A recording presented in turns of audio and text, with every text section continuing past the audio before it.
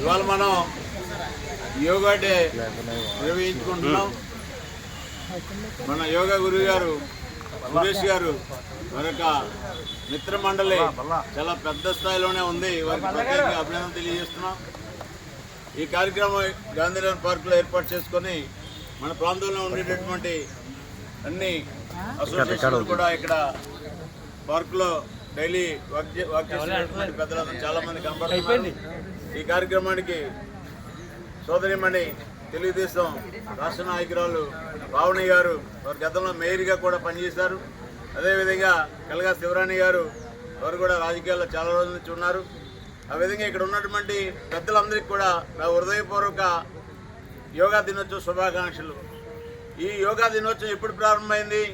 2014లో ప్రారంభమైంది. అంటే ఇప్పటికి 12 సంవత్సరాలు పుష్కరాలు చేసుకుంటున్నాం, గోదావరి పుష్కరాలు. అలాగే యోగా కూడా 12 సంవత్సరాలు మనం పూర్తి చేసుకున్నాం.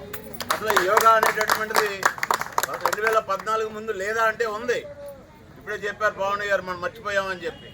కానీ యోగా ఎక్కడి నుంచి పుట్టిందంటే మన యొక్క మూలాల్లోకి వెళ్ళినట్టయితే మన యొక్క సాంప్రదాయాలైనటువంటి సనాతన ధర్మమైనటువంటి యుగ పురుషులైనటువంటి యొక్క ఏదైతే ఋషులు ఎవరైతే ఉన్నారో కొండల్లో కోణల్లో మన దేశం కోసం సమాజం కోసం తపన చేసేటటువంటి ఋషులు ఏదైతే ఉందో వారు ఆయుర్వేద వైద్య విషయంలో కానివ్వండి లేదా అనేక రకాలైనటువంటి మన యొక్క మూలాల నుంచి వచ్చినటువంటి ఇదే యోగా. కానీ ఇవాళ మనం డాక్టర్లతోటి వైద్యం చేయించుకుంటున్నాం. ఇవాళ యోగా గురువులందరూ కూడా యోగా బాగా నేర్చుకున్న వాళ్ళందరూ కూడా డాక్టర్లతో సమానం అనేటువంటి విషయం మనం గుర్తుపెట్టుకోవాలి. డాక్టర్లతో సమానం. ఇవాళ మనం యోగా నేర్చుకుంటున్నామంటే రాబోయే రోజుల్లో వాళ్ళు కూడా డాక్టర్లే అని మనం ఆలోచన చేయాలి. ఎందుకు ఈ మాట అంటున్నానంటే నేను ఇందాక చెప్పినారు మన పవన్ గారు, ప్రతి వారికి కూడా ఈరోజు ఆదాయపరంగా సంపాదించుకోవాలనేది కానీ లేకపోతే ఫ్యామిలీ ఒత్తిళ్లు కానీ పని ఒత్తిళ్లు కానీ ఉద్యోగ ఒత్తిళ్లు కానీ అనేక ఒత్తిళ్లు ఉన్నాయి. ఒక 5 నిమిషాలు కూర్చొని ఓంకారం చేసినట్లయితే ఆ ఒత్తిడి తగ్గే అవకాశం ఉంది. ఒక 5 నిమిషాలు కూర్చొని మన గురువులు యోగా గురువులు సూర్య నమస్కారాలు నేర్పుతారు. అవి నేర్చుకున్నట్టయితే 12 రకాల సూర్య నమస్కారాలు ఉన్నాయి.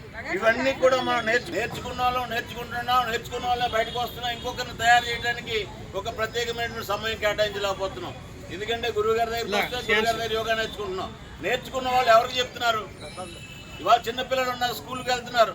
స్కూల్లో వాళ్ళకి ఎంత ఒత్తిడి చేస్తున్నారంటే స్కూల్లో పొద్దున వెళ్ళిన దగ్గర నుంచి రాత్రి దాకా చదివించడం చదివించడం.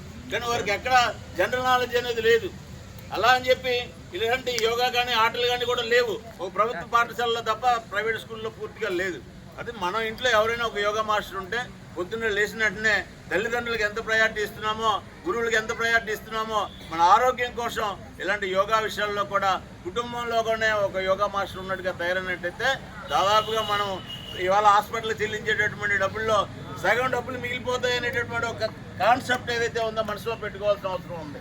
ఇది చాలా చెప్పుకోవడానికి చాలా చిన్న విషయం, కానీ చాలా ఎక్కువ ఉపయోగపడుతుంది అందరికీ. ఆ విధంగా ఇవాళ మనం చూస్తున్నాం మన యొక్క ఆంధ్రప్రదేశ్లో 12 సంవత్సరాల నుంచి పోయిన సంవత్సరం అయితే మన చంద్రబాబు నాయుడు గారు